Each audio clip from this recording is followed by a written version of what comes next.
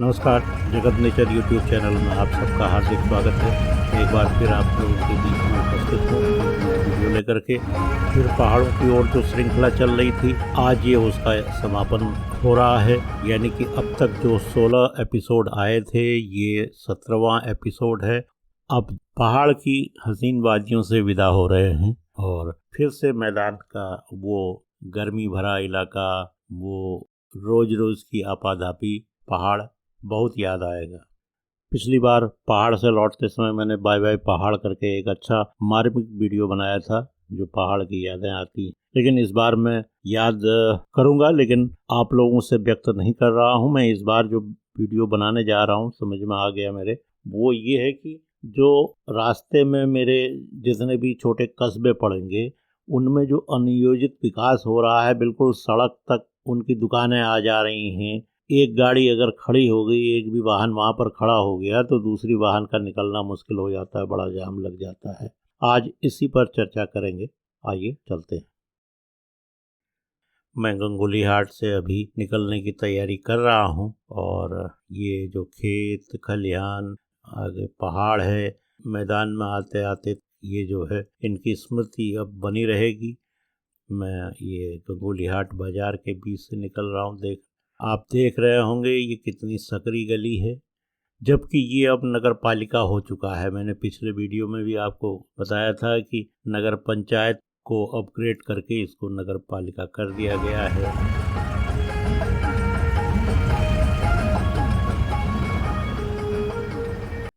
देखिए, जो सड़क है, इसके दोनों ओर मकान बन रहे हैं। विकास बहुत तेजी में हो रहा है। सारे लोग दूर दराज के इलाके को छोड़ करके तो वो हल्द्वानी या देहरादून या और कहीं पर बसना चाह रहे हैं मैदान में। जो लोग वहाँ नहीं जा रहे हैं, जिनके अपने यहाँ बिजनेस हैं या अपना कारोबार है या अपने गांव से कोई लगाव है उनको, तो वो आसपास के कस्बों में आकर के शिफ्ट हो रहे हैं। तो गंगोली हाट में भी वही देखने को मिल रहा है। यहाँ बाजार अप्रत्याशित रूप से बढ़ रही है। इसी तरह से ये रास्ते का सफ़र होगा। रास्ते में जहाँ जहाँ ये कस्बे या टाउन छोटे छोटे डेवलप हो रहे हैं, वो किस तरह से जाम का कारण बन रहे हैं।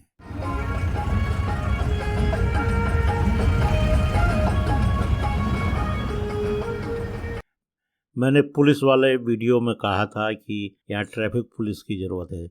ट्रैफिक अच्छा होगा तो पर्यटन जो उद्योग है वो अच्छा चलेगा, टूरिस्ट यहाँ आएगा, उससे अनुभव अच्छे होंगे। वो जो ट्रैफिक पुलिस है, वो पर्यटन पुलिस का भी काम कर सकती है, उनको गाइड कर सकती है। इन सड़कों से जो छोटे मार्ग, यानी कि स्टेट हाईवे या नेशनल हाईवे से जो जिला लेवल की सड़कें हैं या जो गांव की ओर जाती हैं, इन तिराहों पर पुलिस चौकियां होना जरूरी है, क्योंकि वो वहाँ पर गाइड करने वाला कोई नहीं होता है। अब गांव देहात तक लोग टूरिस्ट के रूप में एक्सप्लोर करने के लिए आ रहे हैं।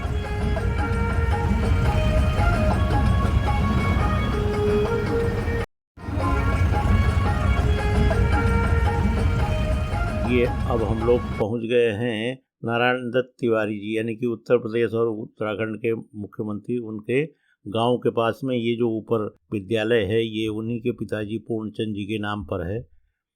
अब ये सड़क के दोनों ओर जो मकान बन रहे हैं, जबकि नियम पहले से है सड़क के मध्य से 55 फीट एक तरफ, 55 फुट दूसरी तरफ। पहाड़ में हो सकता है इतना न हो, लेकिन इतना तो हो, कम से कम 2 गाड़ियां 3 गाड़ियां निकल सके। अगर एक गाड़ी पार्क कर रखी है एक तरफ को, 2 गाड़ियां आने जाने के लिए हो, तभी उस कस्बे का भी विकास होगा, तभी उस कस्बे में वाहन भी रुकेंगे। मैदान में किसी भी कस्बे से जहाँ ज़्यादा कंजेस्टेड हो जाता है, बाईपास निकालने के लिए ज़मीन होती है, साधन होते हैं, लेकिन ये पहाड़ में ये संभव नहीं है। जो सड़क एक बार बन गई है, उसका बाईपास अगर निकालना हो तो एक तो कटान करके कई किलोमीटर घूमना पड़ेगा, दूसरा उस लैंड को, उस ज़मीन को सेटल होने में, बरसात में वरना हर बार लैंडस्लाइड आएगा, वो सेटल ही नहीं हो पाएगा। तो अब जो सड़कें सेटल हैं, जहाँ पर बरसात में भूस्खलन नहीं होता है या लैंडस्लाइड नहीं होता है, पेड़ वहाँ जम गए हैं, वहाँ पर वनस्पति आ गई है, तो ऐसी सड़कों को डिस्टर्ब नहीं करना चाहिए, इनको खुला छोड़ना चाहिए। कम से कम इनके मध्य से थोड़ा सा दूरी बना करके ही मकान बनना चाहिए। अभी मैं गंगोली हाट से आ रहा था तो वहाँ सुनने में आ रहा है हमारे गांव की सड़क चौड़ी हो रही है। उस चौड़ीकरण में ये हो रहा है कि 5 मीटर के बजाय अब 7 मीटर की सड़क बनेगी। तो कुछ लोगों को मुआवजा मिला है, कुछ को नहीं मिला है। विभाग ये बताने की स्थिति में नहीं है कि किसको मुआवजा मिल पाया है, किसको नहीं मिल पाया है और कितने मीटर का मिला है।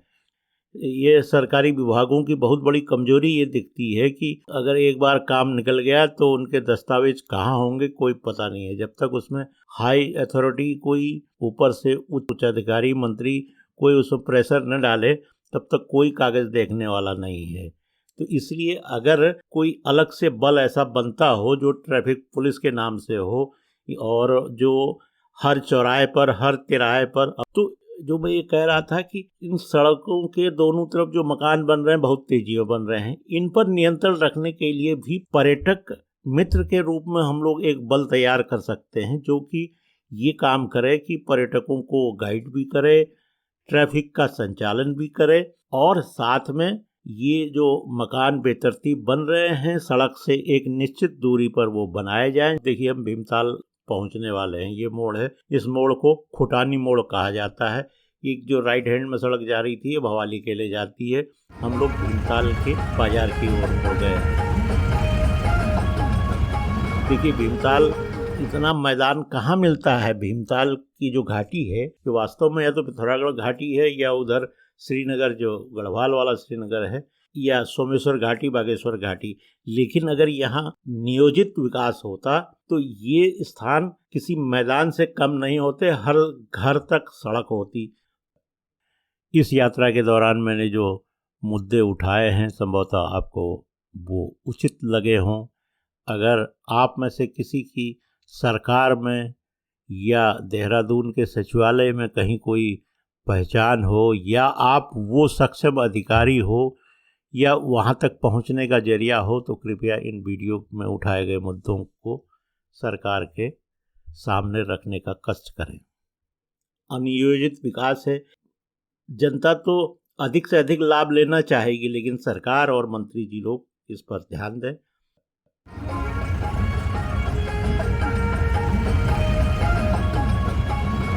ये जो आ रही है सड़क, ये देखिए ये भीमताल का बाईपास है। अगर जो लोग भीमताल के बाईपास में गए हों वो बता सकते हैं कि रोड कांग्रेस के किस सिद्धांत के तहत वो बाईपास बनाया है। ये अधिकारी नहीं बता सकते हैं। कितनी जगह मोड़ है, क्या है। इतनी बढ़िया जगह पर अगर एक अच्छा 4 लेन 6 लेन का बाईपास नहीं बना पाए तो इसमें कमी किसकी है।